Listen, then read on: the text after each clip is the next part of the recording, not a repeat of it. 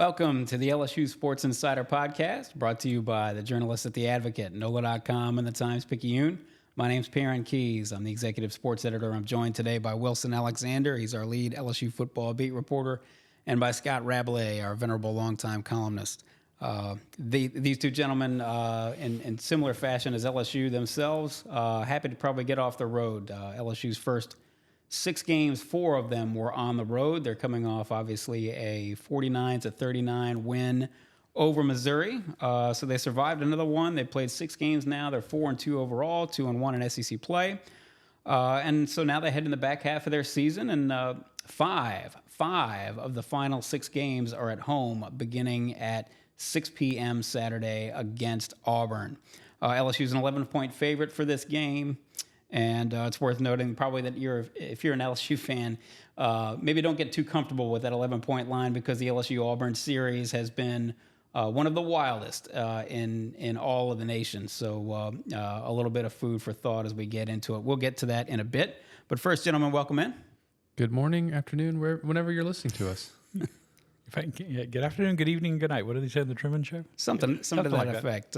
We're not going to be quite that quick. We got a lot to get into. So, obviously, a bit of business here first. If you're listening, you probably know that the Advocate's always been the number one destination for LSU football coverage. This podcast is just another way for us to bring that great coverage to you. So, if you would.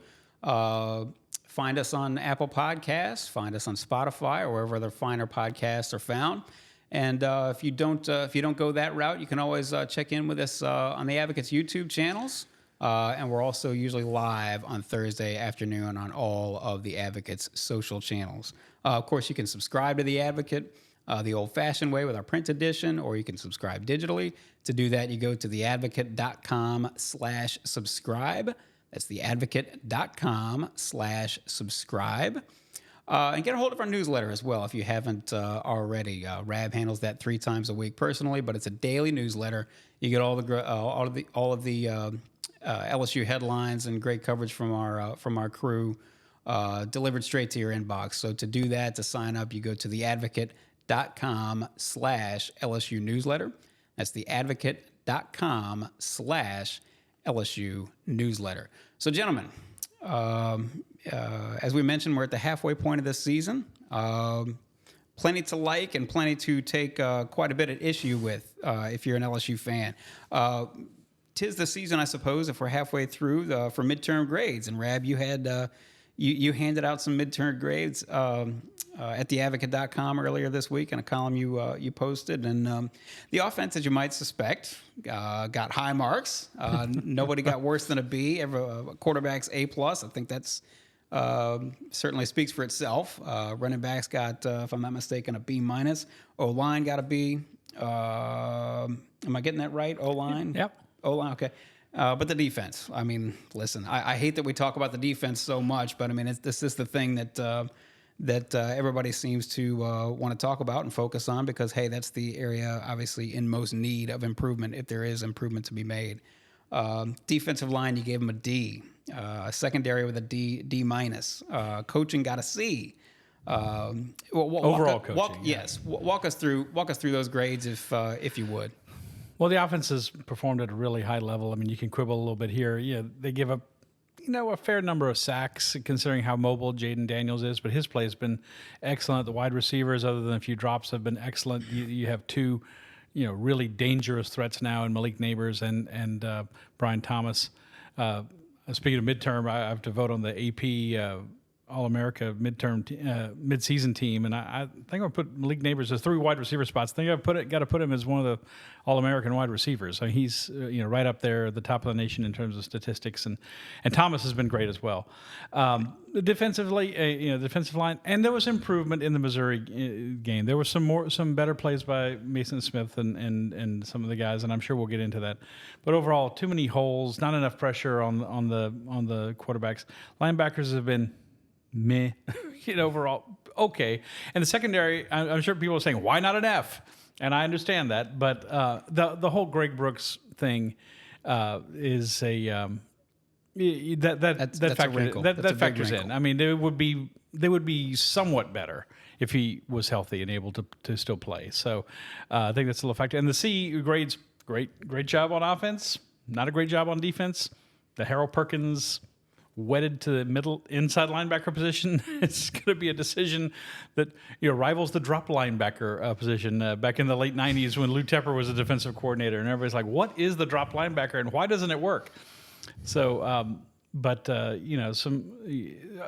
mixed bag, but I think about what you'd expect for LSU with the season they've had, 4-2, and with some good wins and some bad losses. Well, I would have to check your head if you didn't put Malik Neighbors as a midseason All-American. There'd be something seriously I know. wrong. I only qualify myself because journalistically, you're always like saying he's probably this or maybe that. You don't want to say definitely, but yeah, he's one of the three best receivers in the country. At the end of the year, probably maybe you could qualify it, but at the midseason point, definitely. And you can make an argument for Brian Thomas being one of those three as well. There's some other folks who would certainly have an argument, but I mean, Brian Thomas still leads the country, or tied for the country lead with 9 touchdown catches. He's in the top 10 receiving yards too. So receivers would definitely get an A plus. The play of some of those positions on offense, especially like Jayden Daniels, the receivers. I think if you said it was like maybe a B for the running backs, I'd give it him an A because of Logan Diggs and what he's done. And then the offensive line, I'd probably give like an A minus. I think they've been really strong. Yeah, they've given up some sacks, but sometimes that is on the quarterback, and they've looked really good. And so the offense. It reminds me of that scene in A Christmas Story with the teacher going A plus plus plus plus plus for Ralphie, and they having that dream about his his essay on the Red Ryder BB gun. And so that would be what I would do for the offense at this point. Defensively, not so much. I was going to say, well, we want to defensively, inspire conversations. That's what we're doing. Defensively, Wilson, is Rab being a mean teacher? Is he being up on the money? Is he being an easy grader? Where do you stand? How do you feel? No, I think it's totally fair. I mean, he is spot on a lot of that. I mean, the defensive line in particular hasn't met expectations to this point. LSU was kind of hinging its hopes on that group being able to dominate up front. And with not just the defensive line, but really the front seven as a whole, because of Harold Perkins and him coming off of a fantastic freshman year, being considered possibly one of the best defensive players in the country. And you see it on tape, like there's plays that Harold makes that nobody else can make. Like there's still so much talent there. And that does to speak to maybe some misusage. LSU thinks that it has found a system and a formation, a scheme that's going to sort of help in a lot of these areas, which I think we'll probably get to with the 4 down front, and that kind of helping solidify what Harold's going to do. And maybe it will do some more of that moving forward. But defensively, you've been one of the worst defenses in the Power 5 all season. And so, yeah, you can't help but grade them very low at this point. LSU 117th in the nation against the run, 5.04 yards per carry. 109th in the nation, 8.2 yards per pass attempt. 93rd in the nation, 1.83 sacks per game, which speaks to what you were going to allude to about the pass pressure just really not being there. Certainly not in the way they thought it would be. Speaking of the defense, since we're on the subject, there were a handful of other personnel changes. They've been tinkering pretty much since the season started, really since camp started. But there was certainly a couple of changes of note when LSU was up there in Columbia. We'll start with the corner position. Zy Alexander's pretty much been there from the start on one side. They have tinkered week after week after week with the opposite position. And on Saturday, up in Columbia, they put Sage Ryan there. Walk us through what went behind that decision. Excuse me. Zy, like you said, has locked down one side in terms of who's playing there. Right. Let's be very clear about what lockdown on one side means in this case. On the other side, LSU had Sage Ryan at the outside corner spot to start this season against Florida State. He was out there, and Brian Kelly said it had a lot to do with his tackling. That they felt better about his tackling. You've seen as the season gone on that tackling was very much a concern for this team. And it should be noted, it got a lot better against Missouri. LSU, this is by PFF's charts, only missed 3 tackles against Missouri. And they were all in the secondary. And so that was a massive improvement after missing by, again, this is PFF numbers, 17 the week before. And I keep using their numbers simply because for some consistency in terms of how it's being charted. But remember, LSU charted 34 missed tackles against Ole Miss. And a lot of that was happening in the back end. So and maybe in an effort to shore up some of those things. Again, they think Sage Ryan is a better tackler than some of their other corners. He's out now on the edge there against Missouri, and Sage. This is kind of interesting, really, when you think about the history of both of these corners. Are not like career cornerbacks. Zai in high school did not play cornerback. Yeah, he was a right. quarterback. And I remember talking to him in the preseason. He said that he played a little bit of corner like very early in high school and then like didn't again until he got to Southeastern. And they kind of took a chance on him because of his athleticism. Sage has not played the boundary corner at LSU. I mean, he's a super athletic guy who played a ton of different kind of spots in high school at LCA. He was recruited as an athlete. That's right. Yeah, exactly. I mean, he was a great offensive player, returner, all these things. But outside corner was not something that he has a ton of experience doing. But LSU is putting him out there and trusting that he can go and do that. It's something that started in preseason camp, late back half of the preseason. And they're going back to him. We've seen Denver Harris there with mixed results. He's given up some touchdowns and gotten beat over the top at times. And Deuce Chestnut is out right now, and his status with the team is uncertain. J.K. Johnson is out probably for the year, with maybe in December, depending on what the situation is. Brian Kelly said, this a while ago that he can maybe get him back by then, but they don't have a lot of options. They're trying to improve the tackling, and they think fundamentally Sage is probably the best option right now. You noted tackling improved, according to PFF, just sort of, but by the eyeball test, I would think that we would say that tackling improved up at Missouri. One of the ways that sort of, showed itself was just in the simple fact that, as we discussed over and over and over again on the show, that LSU was among the worst in the nation on third down. Now they're not best in the nation now, but against Missouri in the second half, they held Missouri to 207 on third down. So that was a noteworthy improvement. The other personnel move that LSU has experimented with on defense, they went from an odd man front now to a 4-man front. And that enabled the staff probably to do a little bit more with Harold Perkins, as you say. Why is this a better move? Is this something we're going to see probably now from here until the end of the season? And if so, it's easy to say this now, but why did it take so long for them to arrive at this decision? I'll start with maybe sort of the nitty gritty of it, and maybe Rad can then touch on kind of like the why this took so long and what it means part of it. It's interesting because when you look just the naked eye at what LSU is doing defensively in Missouri compared to Ole Miss, you're looking at something that looks almost sort of similar in that you've got 3 linemen with their hand in the dirt and then a stand-up jack edge rusher on one end. That looks the same as maybe a 3-4. LSU's calling this a 4-down front. Jacoby and Guillory explained this during player interviews the other day, and Sage Ryan sort of mentioned it as well, was that it's now that the jack linebacker is rushing a lot more. And so now you're rushing 4 kind of as your base a lot more instead of maybe rushing 3. There's still going to be tweaks to that formation, play dependent stuff where LSU will, maybe even bring 5, but it'll sometimes just bring 3. But they're talking about this in a way that it is settled that they're going to do the 4-down front moving forward. This sort of corresponded with Pete Jenkins coming in. These defensive linemen have been getting a lot more technique work over the last week and a half, 2 weeks since he came.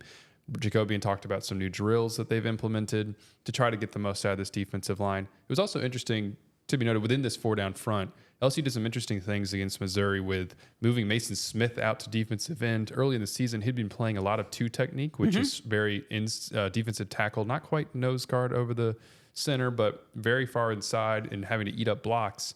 They were moving those guys around a lot more, putting them in some interesting places. Jacobian said the purpose was to basically get them one-on-one matchups.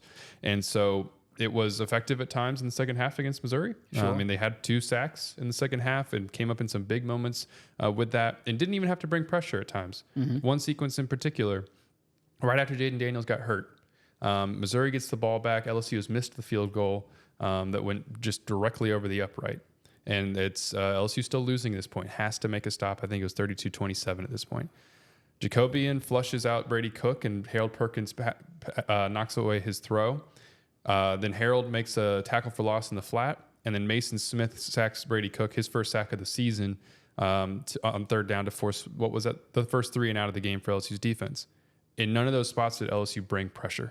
It sent 4 every single time. And so that's kind of what they want to kind of be able to keep doing moving forward. Like we said, there'll be some variation in that, but they're hoping with that 4 down front, be able to send 4, that can be effective. That's what it looks like the strategy was against Missouri and probably will generally continue to be overarching moving forward. LSU with 2 sacks, if I'm not mistaken, 3 hurries, and then they knocked down 2 passes at the line of scrimmage. Much has been made, understandably so, because his name is certainly very well known and has been for the better part of 40 years here in Baton Rouge. Much has been made of the addition of Pete Jenkins. Rav, how much was directly attributable to him? And then also, how much difference can he make realistically now with basically 6 weeks to go? How much in-season improvement work can he do and can the staff do? Yeah, Brian Kelly, gave him some credit for helping the effort. I mean, he's not the defensive line coach. Correct. Let's make that clear. He's an analyst, which means he's more of a advisory, helping shape the game plan, kind of mode. But he's very good at teaching technique, and he's very good. That's what he's known for. He's taught a lot of other defensive line coaches, the techniques that they're supposed to. Jimmy Lindsey, LSU's initial line coach, who's been out all year because he fell ill in August, is a Pete Jenkins disciple. Ed Orgeron brought him in to be his D-line coach when he became the interim head coach in 2016 for Les Miles, and that was actually a position. But can he help? We've been hearing all year about pad level and technical issues with the defensive line and being too far, not crowding the line enough, being starting too far off the line of scrimmage at the snap of the ball. And I heard, if I may, T-Bob Hebert, who played center at LSU, said, I loved when players gave me more room. Sure. It allowed me to snap the ball, get my other hand up, get ready. You have more time to get your hands in position to make the block. And they're trying to put a little more put a little more pressure on the offensive line to react more quickly. So it's those kind of things. He can make an impact. Is it going to be a wholesale change? Are they going to start limiting teams to like 28 yards a game rushing, and have 5 sacks a game? No, probably not. As we've discussed on this podcast and in our coverage, they are largely the team they're going to be on defense. But he is a help, and Brian Kelly was rather candid, saying, I wish I'd done this sooner than bringing him in last week. Right.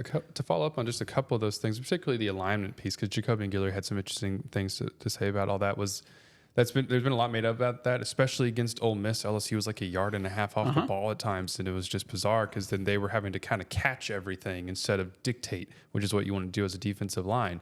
Jacoby said that this was intentional at one point, was to play a little bit off in order to be able to react and use your eyes, but that they had just gotten way too far off the ball. And it is sort of astonishing that nobody noticed that sooner. But he said that one of the first things Pete Jenkins did was come in and say, no, we're getting you back further up in the line of scrimmage. You could see that against Missouri, and that they were able to attack much better and just trust their eyes instead of having to sort of react to things. Because when you're reacting as a defensive player, that's when you're in trouble. Right. And so they were able to get after it a little bit better and make some improvement, and we'll see how much it really pays off. I've always been kind of more of a 4-3 guy than a 3-4, and I like the fact that, as Wilson said, it gives them some options. 3 down linemen and maybe one guy standing up, or you can rush 3 or rush 5. I don't know. It just puts you in a position right in the middle of all those things, the different alignments, to be multiple and to give the offensive line different looks. And some guys are better it sounds amazing, a defensive lineman is a defensive lineman, but some guys are better at different techniques, lining up in this gap or right over the center, and then sometimes they're not as good. So hopefully for LSU's perspective, that they're using these guys' best talents as defensive linemen in these formations now. I would say, now this is me speaking, but I would say the whole idea behind all of this is you understand that these guys aren't going to be the 85 Bears. The idea is just get the defense to the point where where you feel confident that they're going to make 5, 6, maybe 7 stops on a good day, and that should be enough for what is now sort of it's coming to focus that this is, to this point, the second best offense that LSU has ever had. So do enough to make your offense feel like, well, okay, we don't have to score every single time we're out there. Give us a fighting chance, I guess, for lack of a better way to put it.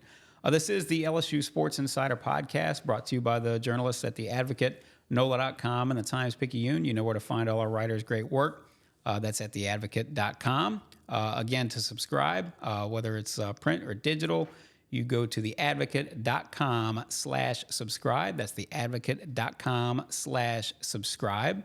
And also, if you want to get hold of our newsletter, please do so. Please sign up for it. You can do that at theadvocate.com/LSU newsletter. That's theadvocate.com/LSU newsletter.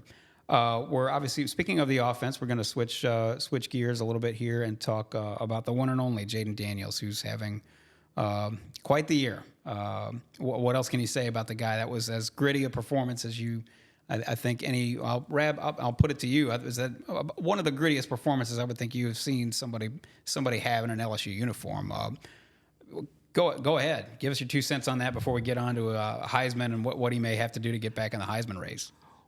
Well, it reminded me a little bit of what happened the last time LSU was at Missouri in 2020 when Miles Brennan suffered that freakish abdominal muscle injury, and he kept playing and played very well. And then, of course, he was never the same quarterback again. But Jayden got hit in the back. He scored a touchdown run that was nullified by a penalty, and he kind of stood up, and he got nailed in the back. And then he scored on another touchdown run. Dare I say a Heisman kind of play, but 3rd and 3 from the 35, and he takes off running, and he went down in the end zone. Wilson just gave you the side eye on that one. You gotta. I'm just saying the kind of play you gotta capture the voters' imagination. Absolutely. I just don't think we're quite at Heisman moment Okay, yet. Well, but I'm and to saying that someone point- can look back on it and see that's a big play. Oh, absolutely. But he's he's not a real thick guy. He's kind of willowy, looking, Jayden Daniels, and very tall and thin. And you of course we've said all year. Everybody said slide Jayden slide. Maybe we need to come up with a poem or something. Slide Jayden slide, but. But he kept coming back for more, and taking a shot in the ribs is difficult. Watching the game replay, Robert Griffin III, who did the game, of course, on the Heisman at Baylor, said it affects your rotation. Shot in the ribs. Being able to try to throw accurately in the game. And if you've ever had a rib injury, it hurts to breathe in some cases. It hurts to sneeze. It hurts to all that stuff. Much less try to twist your hips and throw and all that. You could see Jayden trying to work on that very very thing on the sideline, just throwing and rotating and sort of loosening himself back up right after that happened. Yeah. But not only has he displayed great talent this year, and he's grown a lot as a quarterback in the time we've seen him at LSU, but that kind of thing is an inspiration to the rest of the team. Mm-hmm. And I think back to Joe Burrow on that blindside hit in the Fiesta Bowl, and then coming back and leading him on a touchdown, throwing a touchdown pass on the next possession. I remember saying after the game, Jamar Chase after the game said, "Joe Burrow is tough as hell." And I think no one said that, but you could just about you could hear that in the words of some of the LSU players talking about Jayden after the game. It was quite a performance. And to add a couple of things, I don't know if we've already touched about this before, but it wasn't, the ribs was the big thing, but it wasn't just that. He had a scrape on his cheek, or a cut on his cheek, a scrape on his neck. His left hand was swollen. I think it maybe have gotten stepped on or something at some point because it was swollen. He had tape all over after the game. He had a big gash on his forearm that he had to get taped up. He had just so many little nicks and other things going on. It wasn't just the ribs, even though the ribs was the big thing. He played through a ton in this game. That was a feisty game, somewhat surprisingly for LSU Missouri. Two teams that don't really have much of a history together. One thing you mentioned, Rab, about this gutty performance, he put everything on there in terms of a highlight reel that you'd ever hope to have. And I wonder, just in terms of the sort of the campaign and how many people are watching, it's unfortunate that he was in the 11 o'clock window while OU Texas was going on. You're not entirely sure how many people would have seen that because, the Heisman race is very much an inexact science. You never know exactly what the voters are going to go for, and you don't know how closely they're paying attention to a Michael Penix over here and Caleb Williams over there and a Bo Nix over there and all that other kind of stuff, and just how closely they're looking. But he is tied for the ninth shortest odds right now, plus 2,200. His numbers would suggest that maybe he ought to be higher. Game-winning drive first and foremost, but second in the nation in passing, 10.9 yards per attempt.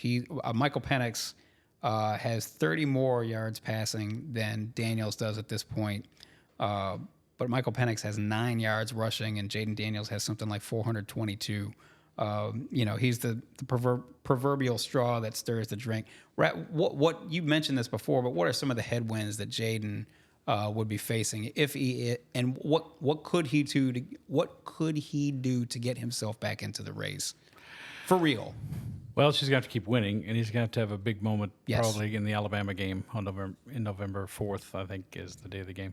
And just keep doing what he's doing. I mean, his stats say he's one of the top two or three quarterbacks in the country, which is where he started the season. You know, I think we're all a little surprised to see the preseason Heisman odds, and he was second favorite behind Caleb Williams, who, of course, won last year at USC and is back and is playing very well again.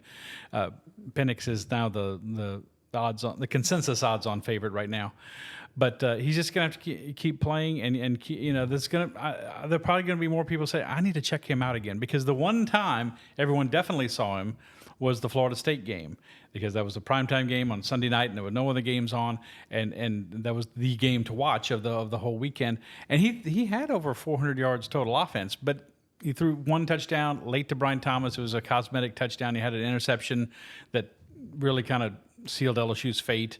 And I would imagine some voters kind of made up their mind about him then and kind of moved on. And there's also the whole Joe Burrow factor. If LSU plays, they don't go to the SEC championship game or the playoff, they're going to play 13 games this year with a bowl. He's going to wind up with he's on pace for almost 5,200 yards total offense and 50 touchdowns total, rushing and passing. Joe had 6,000 total yards in 15 games and 65 touchdowns, which, you know, unfairly, voters are saying in the back of their minds, well, he's not Joe Burrow. So if he's not as good as Joe Burrow, how can he be the best player in the country? It's people watching this podcast or read my column in Thursday's paper, like, it doesn't make any sense. It's an emotional vote. You don't have finalists. They don't say, here's your, like, I vote for the Wooden Award in basketball. And at the end, they give you 10 people, pick from these 10 and rank them in order. And then, you know, from that, they compile all the votes and they decide who wins the Wooden Award. In the Heisman, you can pick anybody. In the Heisman, you can literally pick anybody. As I pointed out, I can pick anybody who plays in college. I can pick the backup left guard who plays at Georgia Tech or at Sam Houston State or something like that. Anybody. And it doesn't have to be division. It doesn't have to be FBS. It doesn't. That's right. I always say I didn't have a vote then, but I would have voted for Steve McNair at Alcorn State. Absolutely, because he was tremendous. So it's very broadly open to interpretation. People talk about being a Heisman finalist. The Heisman finalists are only determined by the final voting. They take the top 4 vote getters and they invite them to New York. So Jayden at least deserves that, in my opinion. Certainly the way he's played, and if he plays the second half of the year like he did the first half, he at least deserves that. But it's a very broad, it's the beauty and the curse of the Heisman Trophy, in that every voter, the three of us have Heisman votes. We all have a little different view of, I think, if we sat down and talked about it, of what is important to us in terms of a Heisman candidate, and that's and there's 900 something of us around the country. To your point, I can't remember. This must have been the year before last. I thought Aiden Hutchinson, the defensive end from Michigan, was the best player in the nation 2 years ago. He's the best player in the nation. That's what we're voting on, so I voted for him. It's exceedingly rare that something like that happens, though. It's almost always, certainly the past 30 years, quarterback has got seemingly a much easier path to the Heisman Trophy. And one of the other things in this race to consider in terms of, well, hey, how come Jayden Daniels isn't higher in the race?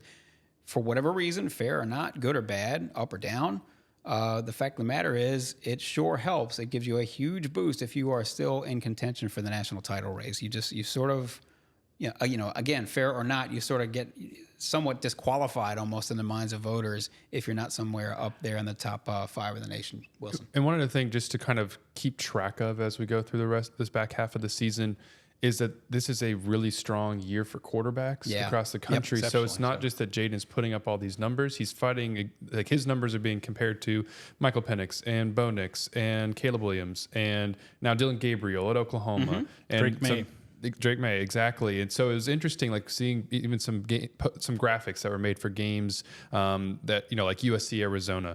It was like a top 5 Heisman people. And this was, of course, probably made earlier in the day before Jayden did what he did against Missouri. But like it had Dylan Gabriel on there and didn't have Jayden. It had Bo Nix on there, didn't have Jayden. And so he's getting that attention and getting that talk, but he just has to maintain the play. So, and then like we're talking about, like Oregon and Washington play this weekend. Bo That's Nix right. and Michael Penix go up against each other. One of them is going to have to probably make a play to win that game, and then the one who doesn't is probably going to then kind of fade out of the Heisman race. And so as long as Jayden keeps doing that, like you said, having a game like a big game against Alabama, then he's going to have a very good chance to get to New York. Yes, and the overwhelming likelihood is that whoever loses, again, fair or not, whoever loses that Washington-Oregon game, the quarterback of the losing team, finds himself, even if he had thrown for 471 yards and 4 touchdowns and run for 115 and another touchdown, it's just sort of the way this works. It's, you can call it a popularity contest, and that's not fair, but we've seen this over and over again.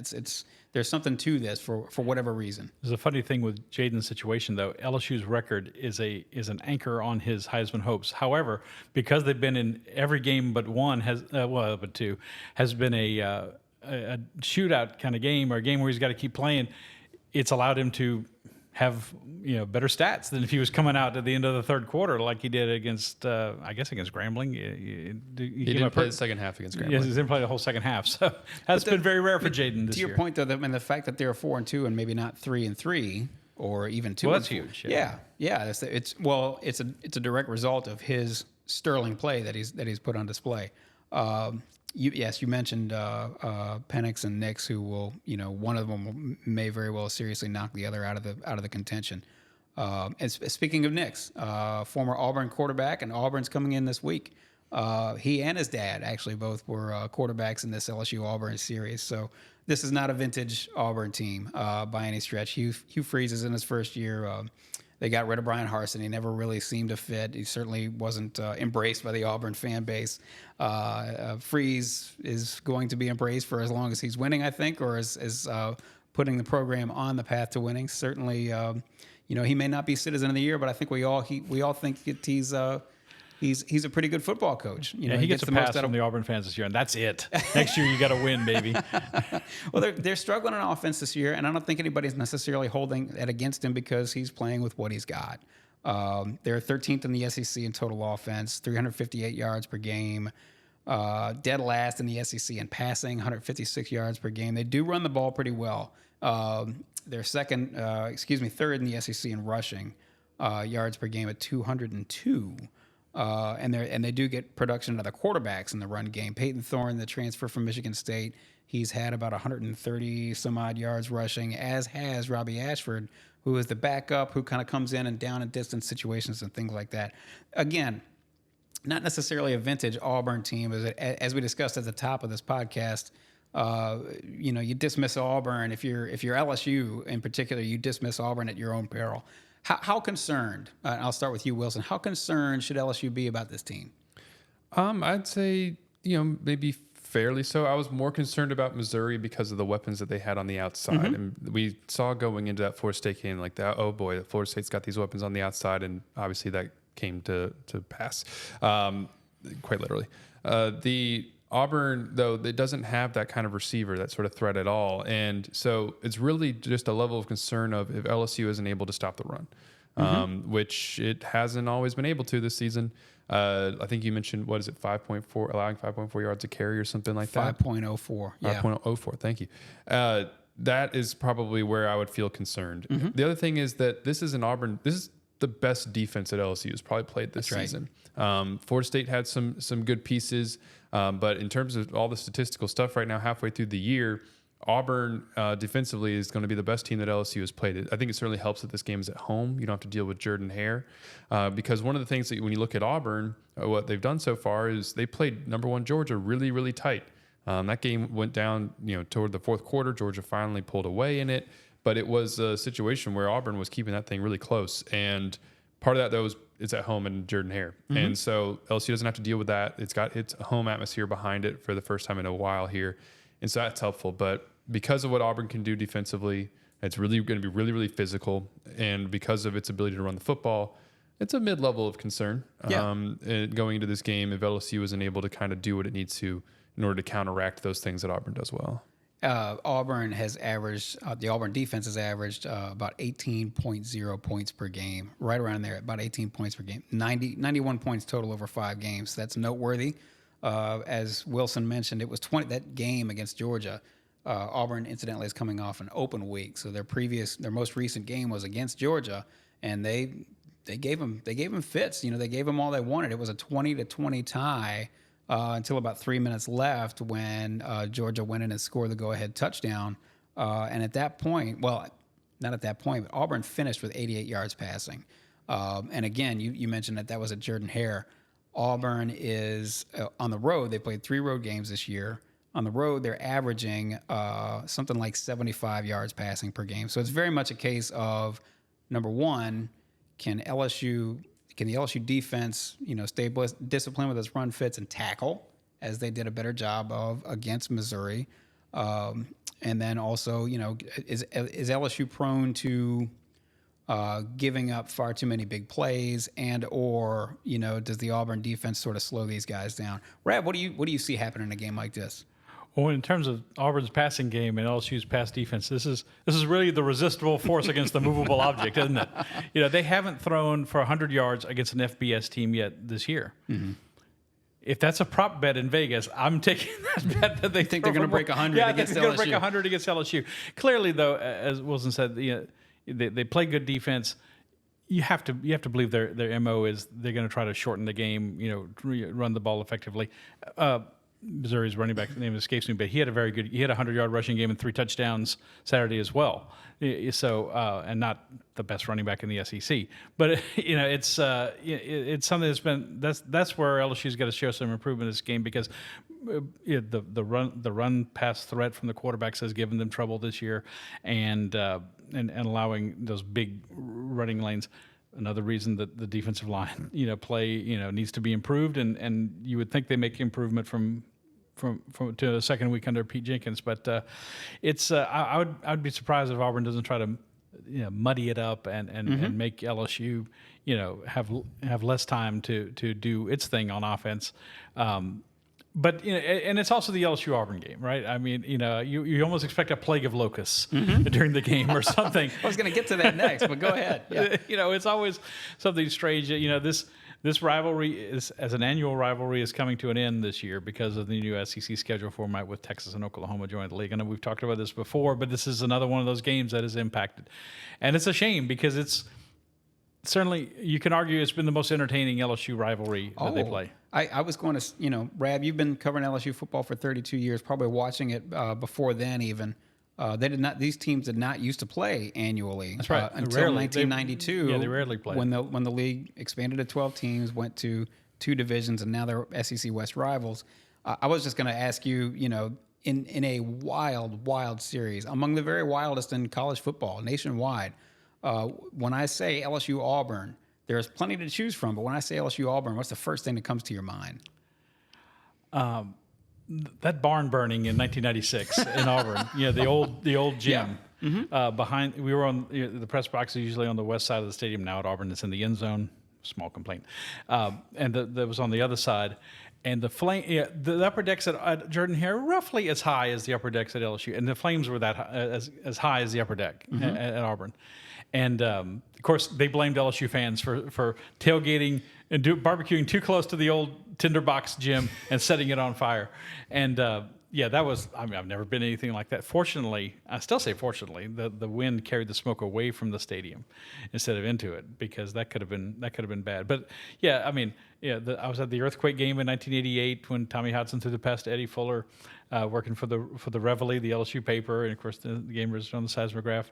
I was at the interception game when Jamie Howard threw all the interceptions. The next year they carry him off the field, on the players' shoulders. That was the Bring Back the Magic game. The cigar game when the Auburn players smoked cigars on the Eye of the Tiger, which some LSU fans have never forgiven Auburn for, and even things beyond their control. This was the game that got postponed because of 9/11. That's right. They moved. They moved the game to the end of the season, and moved back the SEC championship game a week. The LSU Tennessee SEC championship game was played the second Saturday in December that year because of that. And the week before, what had happened because of those postponed games, that actually wound up being. I mean, it wound up being a Final Four in the SEC because on the other side that was Tennessee playing at Florida, which, if you remember, that was. Rex Grossman should not be the first name that comes to mind from that team.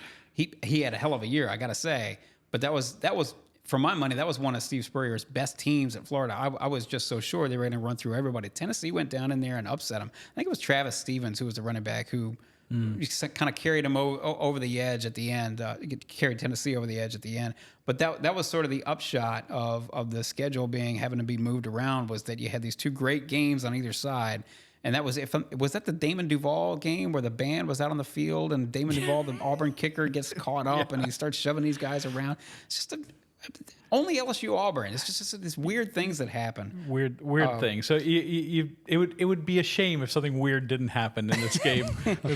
when they finally end the annual rivalry. You know? I actually had a memory that I wanted to share. This is very odd, but at the time I was at a newspaper in Texas. I was covering the Houston Astros, who were in the World Series in 2005. There was and people have sort of forgotten about this. I kind of sort of forgot about this. And again, this is probably not even on the top 5 of crazy LSU Auburn games, but that was the game. It must have been in Tiger Stadium. And correct me if I'm wrong, Rab, where the Auburn kicker, whose name escapes me, missed 5 field goals in the same game. That was sort of the early days of getting texts on your phone. And I remember covering the World Series game. Got my mind completely on this World Series game, and I have a friend of mine who was an LSU fan who was texting me, the Auburn kicker just missed it, he missed another field goal. And then I got another text, he missed another field goal, and I got another text. I was like, well, the same text, I'm in a crowd or something. Right. These messages are weird going through. I'm just he missed one in overtime over and over again. LSU kicked a field goal, and he missed, and LSU won. I thought I was getting the same text from my buddy just over and over. No, come to find out, the Auburn kicker actually missed that many field goals. So it's been a while. The interception game, as you mentioned, I wrote down that in 2000, it wasn't a marquee game in terms of games you're going to remember out of this series, but Josh Booty hit Josh Reed with a couple of long bombs, and then there's a guy named Tim Carter. Don't ask me why I remember this stuff in particular, but Tim Carter, the kick returner for Auburn, ran one back 100 yards, and that was kind of the backbreaker. But then just for fun, because Tommy Tuberville liked to do this stuff, that was the year they had Rudy Johnson, and Rudy Johnson really kind of exploded onto the scene. And they had a chance to take a knee inside of the LSU 10, and they decided, well, we're just going to go on ahead and punch one in just for fun. They got away with it. Mario Cristobal did not. Right. So anyway, we'll before we put you on the spot with a prediction, each of you gentlemen, I will just say, and we've discussed this a little bit here and there, but what's the number one thing LSU needs to do, as it gets set to tangle with Auburn? I would say, run defense. I mean, if Auburn can't run the ball effectively, if they can't have, and I mean really effectively, play close to 200 yards rushing in this game, then LSU's almost certainly going to win, barring a bunch of turnovers. So they've got to finally bring it, and you have to, like I said, don't hold them I'm not talking about holding them to 18 yards rushing, but hold them down to a reasonable amount. If Auburn can't rely on the run and shorten the game, then I don't think they have much chance to come into Tiger Stadium and get a win. Wilson? Mine would be very similar to that. I'll just sort of build off of that and say match physicality. Mm-hmm. Auburn has shown itself to be quite physical, especially on its own defensive side. If LSU is going to continue to do what it has offensively and be able to really just outscore Auburn, kind of regardless of what's happening on the defensive side, it needs to be able to match that physicality, establish the run early, because even if it can do that, it's going to have a good chance of success, be able to maximize all of its possessions, because if Auburn is able to run the football and LSU isn't doing a good job of stopping it, then there's a good chance that LSU won't have as many possessions as it usually does. So I would still say Rab, but maybe building on top of that, just matching Auburn's physicality, that's probably going to bring to this game, especially coming off a bye week. They'll probably have some wrinkles. They should be a little rested. Yeah, and that's right. They've had a little more time to work on this. We're all sort of saying the same variations of the same thing, I think, but my thing would be tackling. Just make sure, if you've got a chance to bring down a ball carrier, bring them down. Missed tackles are what seems to get the LSU defense in the most trouble. Making sure you get off the field on third down, crucial to that whole element is making sure that you actually wrap up, bring the guy down. That and just, certainly doing what you're supposed to do, what we expect the LSU offense to do as well. So LSU opened up as an 11.5 point favorite, excuse me. It's been steady at 11 for most of this week. The over-under is 61, which is slightly down from the past couple of weeks, which I would attribute to Auburn's lack of offense going into this game. Anyway, long story short, what happens Saturday, Rab? I think it's one of those games that's close in the first half, and LSU gets the offense going in the second half, and Auburn does okay, but a lot of the drives stall out. They settle for field goals and make a few this time. But I've got LSU covering. I said 34-16 is my score, but with something crazy happening, like the scoreboard's going out, or something strange. All the lights turn off. Yeah, Why not? Yeah, this is not an LED show. something strange happening, but it's a. Auburn gives LSU a decent game for a while, but this is a hard game to win for Auburn on the road. Wilson? I see it be. I don't think LSU covers. The way Auburn's games have gone so far, it's been able to keep things close, like we said in that Georgia game. This is obviously this is the best offense that Auburn has played, and it's the best defense that LSU has played. And I just sort of feel like that's going to kind of sort of meet in the middle a little bit. And that's the only reason I think LSU maybe doesn't cover, but that it still wins without too much concern maybe by the end. So I think I said something like LSU 38, Auburn 28, or maybe like LSU 34, Auburn 24 kind of thing, like barely not quite covering, but being able to do enough to win the game. So is this the rare occasion where the under hits on a game like this, based on what you're saying, Wilson? I'm saying the under, yeah, for sure. Would you say it was 61? 61, that's right. Oh, man. All of LSU's games this year, you've been able to just be like, oh, take the over. But Auburn doesn't have an offense that is going to, I think, be able to score enough. So, sure. But don't take my gambling advice. That's not my forte. No, there's a reason why I don't. I'm glad I don't have that gene, frankly. Anyway, that's where we'll wrap it up. You do what you choose. Choose as you see fit. To take this advice or not take this advice. Anyway, one way or the other, we'll be here throughout football season and beyond. So if you would, please subscribe to The Advocate. Follow us along on this journey to the finish line now in the back half of the season. To do that, you go to theadvocate.com/subscribe. That's theadvocate.com/subscribe. Find this podcast wherever you can at Apple Podcasts, Spotify. Just search for LSU Sports Insider, or certainly watch and follow along on our YouTube channels, the Advocate YouTube channels, and our social media accounts as well. If you want to get a hold of our LSU newsletter, please do so as well. You can sign up for that at theadvocate.com/LSU newsletter. It's theadvocate.com/LSU newsletter. Gentlemen, it's been a pleasure as always. We will be here throughout football season. So please follow along. For Wilson Alexander and Scott Rabalais, I'm Perryn Keys. This has been the LSU Sports Insider.